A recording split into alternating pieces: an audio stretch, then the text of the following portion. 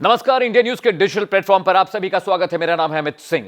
आज एलएसी से बहुत बड़ी खबर आई और एक ऐसी खबर जिसे सुनने के बाद सेना का मोराल हाई हो गया है। पीएम मोदी ने बहुत बड़ा फैसला लिया है। उस फैसले के तहत मैं आपको बता दूं कि अब सेना 15 दिनों के हथियारों का स्टॉक रख सकती है। पहले यह मियाद 10 दिन थी और उससे पहले यह मियाद करीब 50 दिन रखी गई थी। 50 दिन रखने का मतलब था कि 50 दिनों तक अगर सीमा पर युद्ध होता है तो इंडियन आर्मी 50 दिनों तक हथियारों का स्टॉक रख सकती है, जिसमें हथियारों के साथ साथ खाने पीने का सामान और रसद भी शामिल होते थे। लेकिन अब पहले उसके बाद इसे 10 दिन किया गया। लेकिन अब जो तनाव चल रहा है चीन पाकिस्तान के साथ भारतीय सेना का एलओसी और एलओसी दोनों पर, उसे देखते हुए मोदी सरकार ने इस मियाद को बढ़ाकर 10 दिन से 15 दिन कर दिया है।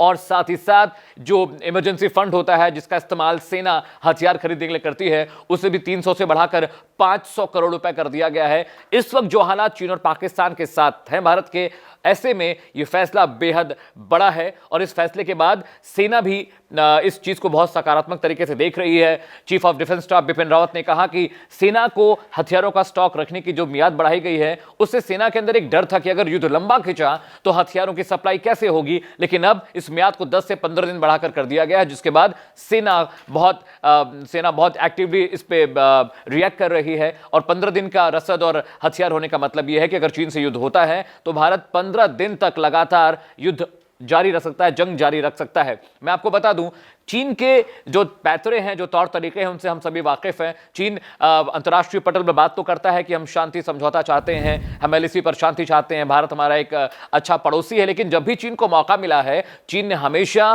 भारत के सीने में पीठ में कंदर घोंपा है। क्योंकि आपको गलवान घाटी में जो झड़प हुई थी भारतीय सेना और चाइनीज आर्मी के बीच, उसे कोई भूला नहीं है। इसमें 15 हमारे जो भारतीय सेना के जवान थे वो हलाक हुए, वो मारे गए। लेकिन अब जिस तरह से अंतर्राष्ट्रीय दबाव चीन के ऊपर बना है, राजनाथ सिंह जो हमारे देश के रक्षा मंत्री, उन्होंने साफ कह दिया था कि अगर चीन बातचीत के तरीके को समझता है तो अच्छा है, नहीं तो हम उसको उसकी भाषा में समझाने की कोशिश करेंगे। इस समय जो आर्मी चीफ हैं वो सऊदी अरब के दौरे पे गए हैं। नरवणे ने भी उस दौरे पे एक बड़ी बात कही। उन्होंने कहा कि हम चाहते हैं कि चीन से हमारे ताल्लुकात बेहतर हों, लेकिन चीन जिस तरह से सेना की डिप्लॉयमेंट लगातार करता जा रहा है, एलएसी पर हथियारों का जखीरा बढ़ाता जा रहा है, पक्के बंकर बना रहा है चीन, उससे ये साफ साफ लगता है कि चीन चाहता है कि इस बार ठंड में कुछ बड़ा किया जाए। और इसीलिए भारतीय सेना ने भी मुकम्मल तैयारी पूरी कर ली है। चाइना से दो हाथ करने के लिए इंडियन आर्मी, एयरफोर्स और थल सेना, तीनों ही जो मोर्चे हैं, तीनों ही मोर्चों पर भारत तैयार है।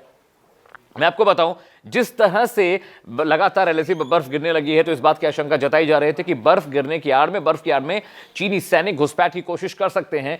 इसीलिए जो स्ट्रेटेजिकली जो बहुत अहम इलाके हैं, वहां पे चाइनीज आर्मी की निगरानी के लिए इंडियन आर्मी ने अपने तमाम पोस्टों को, तमाम सैनिकों को अपडेट किया है, डिप्लॉय किया है। तो आने वाले वक्त में मोदी सरकार का यह फैसला भारतीय सेना के लिए बेहद अहम साबित होने वाला है। अगर मेरे शो को लेकर, चलिए वहां खबर जहां को लेकर, अगर आपके पास कोई सुझाव है, कोई मशवरा है, तो आप मुझे बता सकते हैं। मेरे ट्विटर हैंडल जॉर्नो अमित सिंह पे आप मुझे ट्वीट कर सकते हैं। मेरे यूट्यूब चैनल पे भी आप मुझे अपना मैसेज भेज सकते हैं। इसके अलावा मेरा फेसबुक पेज भी है जॉर्नो अमित सिंह नाम से, वहां पर भी अपने विचार, अपनी राय रख सकते हैं। मेरे साथ आज फिलहाल इतना है, लेकिन कल एक बार फिर से आपसे मुलाकात होगी एक नए विषय, एक नए मुद्दे के साथ, जिसमें मैं आपको अपडेट करूंगा, जिसके बारे में हम बातचीत करेंगे। मेरे साथ फिलहाल इतना ही। तब तक आप देखते रहिए इंडिया न्यूज। नमस्कार।